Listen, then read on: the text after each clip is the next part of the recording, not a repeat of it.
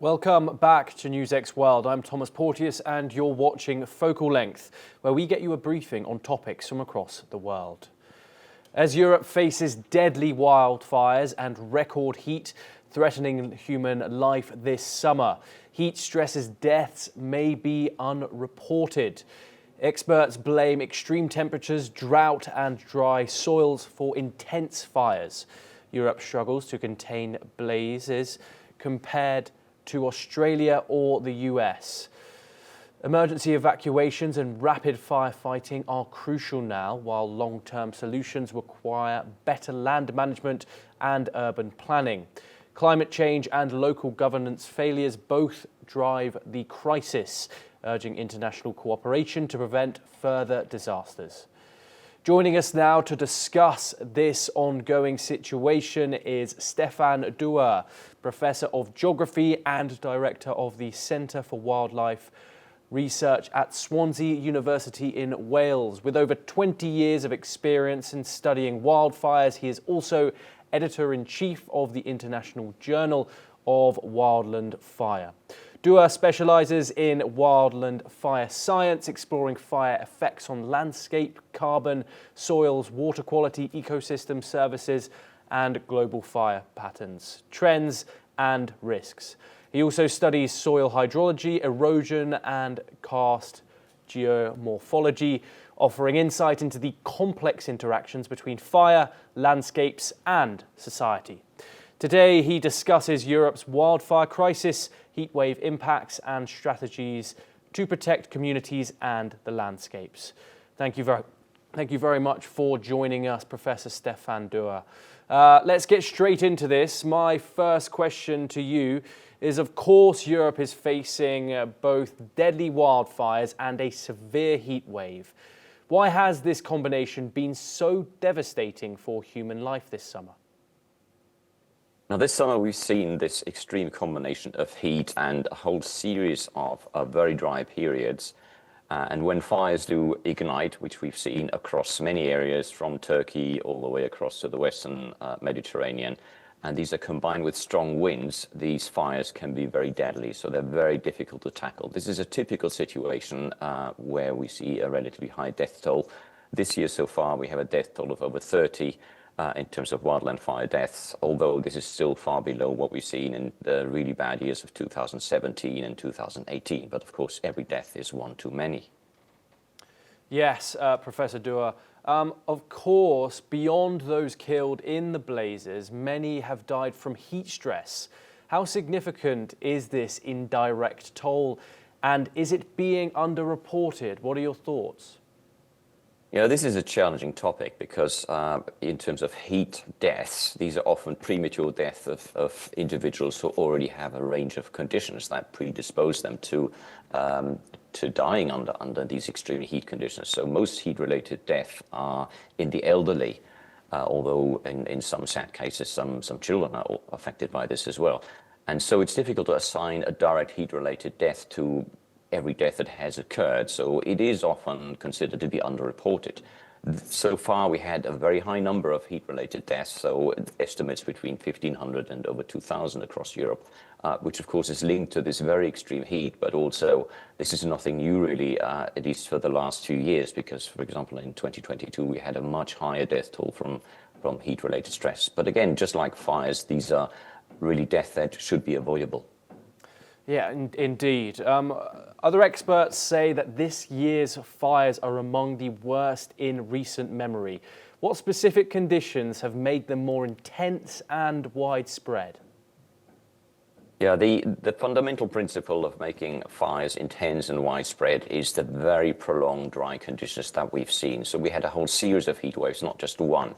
Now, in the Mediterranean, it is normal to have a summer drought, so fires are relatively normal this time of the year. But because it's been so exceptionally dry and hotter than ever recorded, that means the vegetation is even drier than it would normally be, and it burns more easily, and the fire propagates across the landscape more easily. If you add on top of this, certainly in certain areas at least, strong winds, the fires can travel a long distance, and that makes them almost impossible to fight. Yes, indeed. And why are the European countries specifically struggling to bring these fires under control compared to regions like Australia or the United States, which also face major wildfires? And now, in some ways, Europe, the US, and Australia are not directly comparable because the US and Australia has vast areas of wilderness where fires are often let to burn, and they take months to actually extinguish, or they extinguish themselves by simply burning out of fuel or by rainfall. Here in Europe, we have a much higher population density, and if we have fires occurring, they very often then affect infrastructures, people, villages, towns, and so on. Now, in the Mediterranean, we have a very good and well-trained firefighting force in Greece, in Spain, in Portugal. But of course, if we have these extreme conditions that we've seen over the last few weeks and months, actually, these fires become very challenging to fight. It's probably worth adding here that, particularly in California, but also other parts of the United States, there's a specific firefighting force just dealing with wildland fires. And this is not necessarily the case across all areas of Europe. It is the case in Spain, it is the case in Greece, for example. But if you have fires further north in Europe, the firefighters are often urban firefighters who are not necessarily that well trained and equipped to deal with wildland fires. Yes, and Professor, in the short term, what measures can governments take to reduce the immediate threat to lives and also communities affected? Now, of course, what we often see in the media is the direct response to wildland fires, and this is aircraft in particular to fight those fires, but also simply just bulldozers going across the landscape and removing some of the vegetation that is ahead of the fire to stop the fire. So these can be very effective, and these are short-term measures. But in the longer term, we basically need to manage our vegetation better so the landscape isn't as flammable as it currently is. Yes, and looking ahead, what systemic changes in land management or urban planning are needed to make Europe more resilient to future wildfires? Yes, Southern Europe in particular is very vulnerable to wildfires, simply for the reason because we've had now a lot of areas in non-urban regions that have become depopulated. So the traditional land use of managing the land, having a lot of livestock on the land, having olive groves, vineyards, and so on, is actually reducing in the more rural parts of Spain, Portugal, Greece, Italy, most of the Mediterranean, really. And this has led to an accumulation of more flammable material.